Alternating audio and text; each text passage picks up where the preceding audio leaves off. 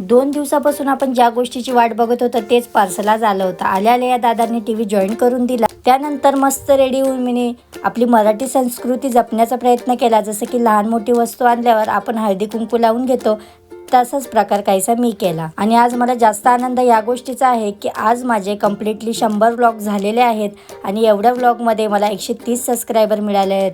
तुमचा असाच सपोर्ट जर कायम माझ्या पाठीशी राहिला तर मी एक दिवशी चांगल्या सक्सेस मार्गावर नक्कीच असेल. त्यानंतर परीचा छोटासा डान्स क्लिप बघा. मग परीच्या पप्पांनी माझेही व्लॉग टी व्हीला लावले हे बघून मला खरंच खूपच आनंद झाला होता.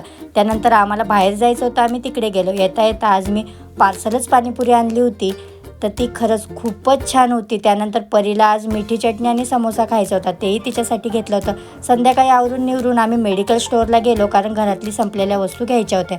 त्यानंतर कुछ मिठा हो जायमध्ये छोटीशी डेअरी मिल्क आणि मग घरी आलो. चला तर मग बाय बाय, भेटूया उद्या.